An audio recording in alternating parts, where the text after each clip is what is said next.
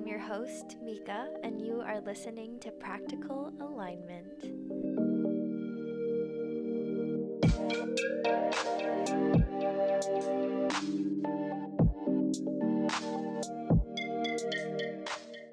Hi! How's it going, everyone?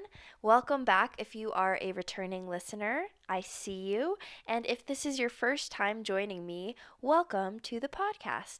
My name is Mika, and I am an energy practitioner. And I use this podcast to share tips and tools that help me navigate this lifetime through a spiritual and practical viewpoint. In the past year, I've focused a lot of my spiritual practice on discerning authentic and inauthentic energies in my space. And it has really changed my game. There's three main sources that have truly allowed me to deepen this work, and these sources are Kenneth Hover, Miriam Hasna, and John Freelander and Gloria Hampshire, specifically from their book Psychic Psychology. And additionally, I made a YouTube video, which you can also check out in the show notes, about authentic and inauthentic energies that I think would be a really great reference point and a good addition to listening to this podcast episode. To summarize it or to break it down really quickly in the most basic way, authentic energies are uniquely and divinely yours, and inauthentic energies are any energies that don't belong to you. Inauthentic energies can come from anywhere that's not you. So it could be your mom's energy, your dad's energy, your cousin Louie's energy, the crazy lady on the street's energy, and even your ex's energy. It can come from the media, the collective, you name it. And sometimes we operate from and run inauthentic energies instead of our own. And when we do that, we stray away from our own natural path. Our authentic energies are the perfect frequency for us, just for you. And that medicine is what we need in order to live in our naturalness. To explain a little bit further, I'm going to use myself as an example. And so, if you know me, you will probably understand that I am very deeply led by my heart, in the sense that I follow my heart to what lights me up. And it's really important for me to have an interest and even a passion for my career. And I do value money and what it provides. And at the same time, I've also had the privilege, and I really do believe that this is a privilege, of being really choosy about how I choose to generate my wealth. Looking back at my history of jobs, I've primarily followed the path of working in a metaphysical, spiritual, or energy-based environment. Since college, I've worked in two separate crystal shops. I created a business around making crystal and gemstone jewelry and sprays. I have become a Qigong instructor, and I do energy work. I'm an energy practitioner, and I work with clients one-on-one, both in my own space, and I also do that work at a local wellness center. I'm obviously super invested in the healing arts. It's an honor, to do this work, and I really love it also because it lights me up in a good way. And currently, this path is very authentic to me. However, this route definitely doesn't make sense to a lot of people in my life, and I will tell you why. So, I come from a line of medical professionals. There are a lot of doctors in my family. A big, huge, actually, influence from my family and my childhood was Catholicism, which can be pretty conflicting with my own spirituality now. And I hate to drop this stereotype, but I am also Asian. So there has been a lot of deep cultural influence on education and finding a quote unquote respectable career. It's pretty clear to see how effortless it would be for me to be heavily influenced by these energies that are inauthentic to my own naturalness.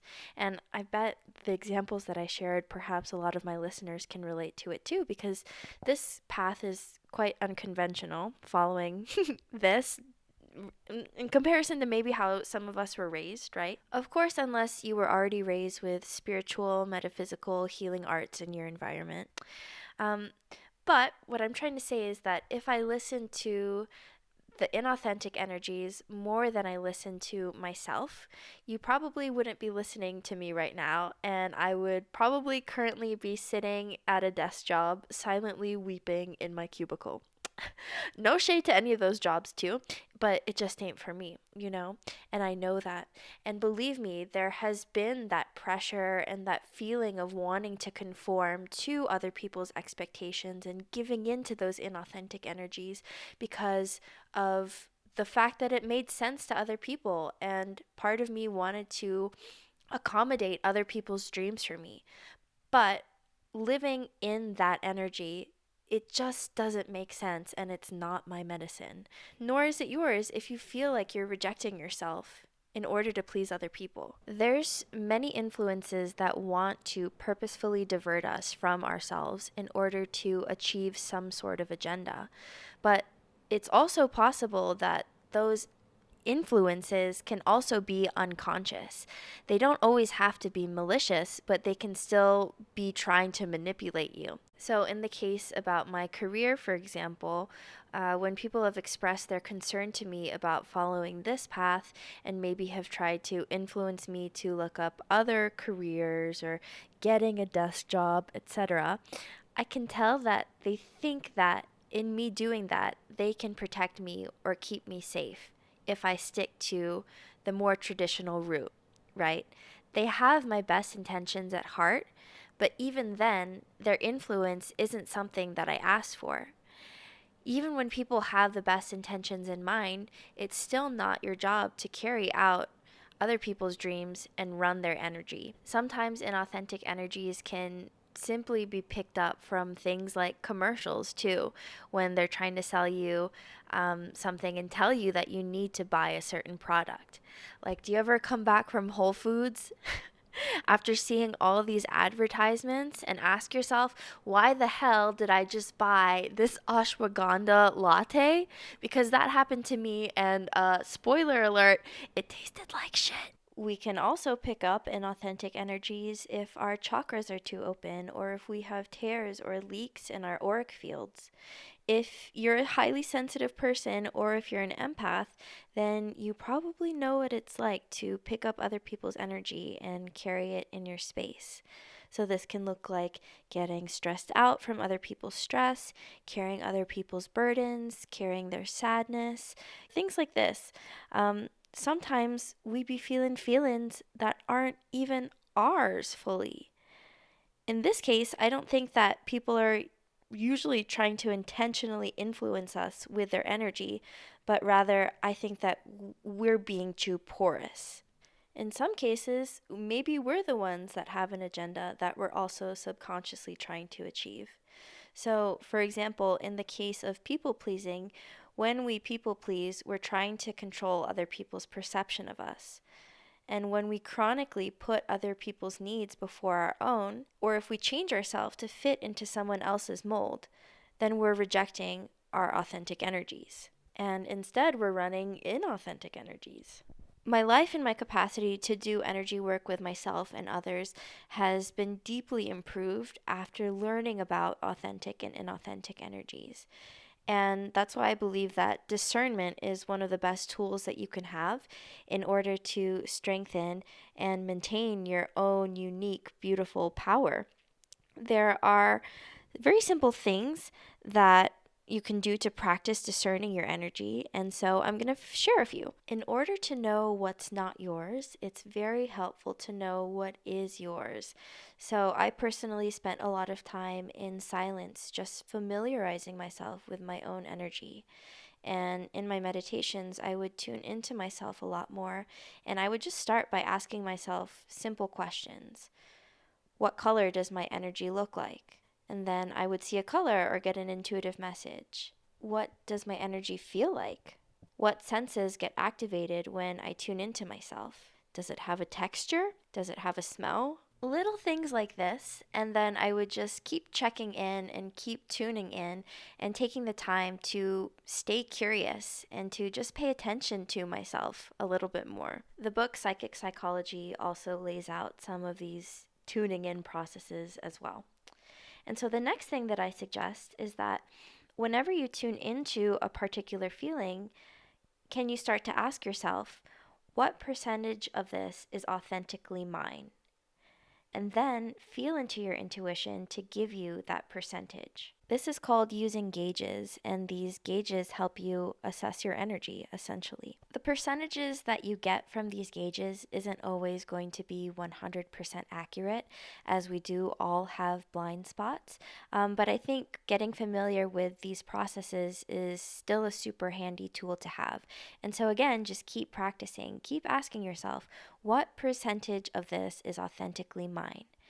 And then next, work on clearing whatever percentage of inauthentic energy you intuited from your space. I share a couple of tools that are helpful for me for clearing energy on my YouTube video, which again, you can check out in the show notes. Now that I think about it too, I also have a video for Qigong that is specifically for clearing energy for empaths and aligning with your authenticity, which I actually forgot that I posted. So yeah, that would probably come in handy for clearing your energy. I would definitely check that out. After clearing inauthentic energy from your space, it's a really good time to start calling back your authentic energies to fill up all the spaces that the inauthentic energies once resided in.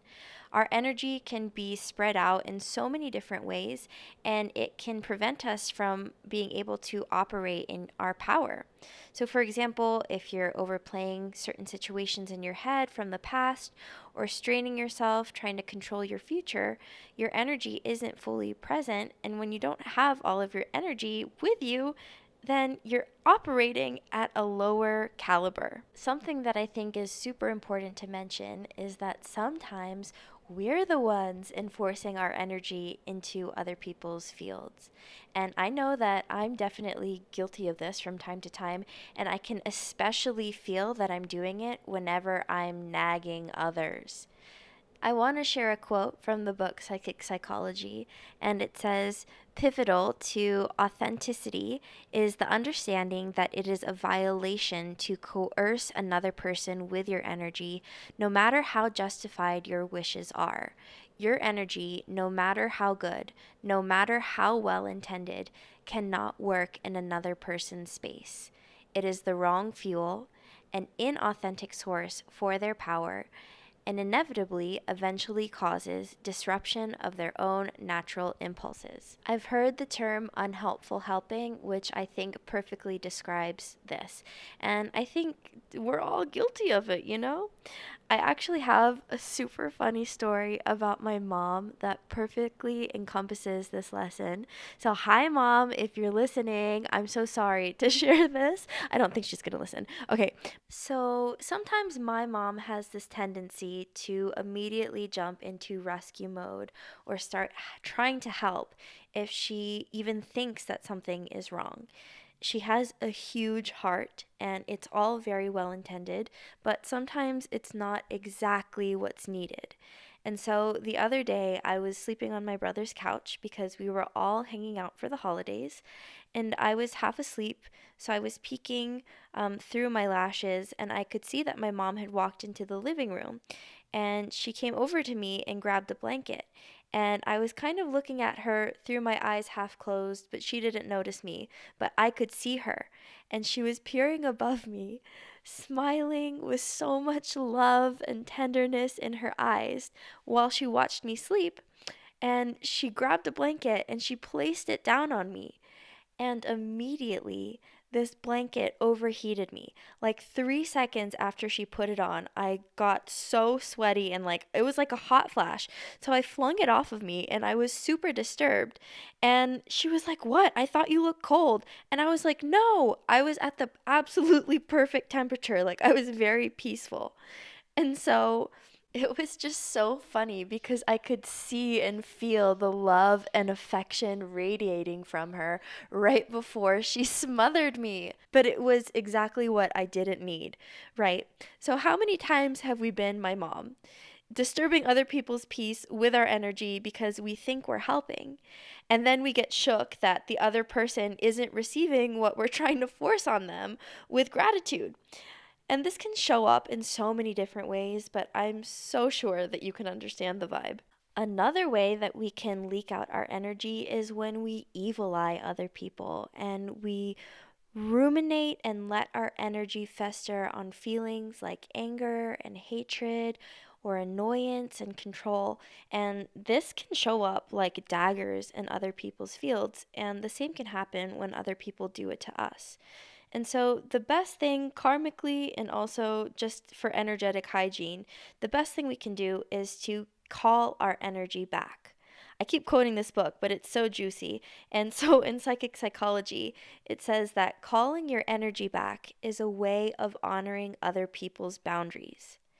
And so, as I do this, I also like to ask my guides and my team to help me purify and cleanse my energy before I invite it back into my space. And so, I like to envision pouring my energy back into my field, sealing all the cracks, tears, leaks, or holes that I have in my space. And I fill up any empty spaces that used to hold other people's energy back up with myself. And as I do this, I work on solidifying my energetic field. And the more that I do this, the more familiar I get with what it feels like to be me. And so I hope you can do the same. Hopefully, all of this wasn't information overload, and I do also hope that I did this topic justice. And as for anything that I shared, I hope that you can take away whatever resonates with you and that you can gently toss aside anything that doesn't. As I said before, I wanted to share this topic because learning about it has been so helpful for me, and it's been a great addition to the energy work that I'm already doing. And I truly feel like working with these tools is something that could literally benefit every single person on earth. My schedule is up and available on my website if you're called to work with me one on one. And all of that information is also listed in the show notes. Thank you so much for listening. Thank you for being here. May you be blessed, and may you also recognize and feel the beauty of your own beautiful, unique energy. Thank you, and I will see you next time. Bye!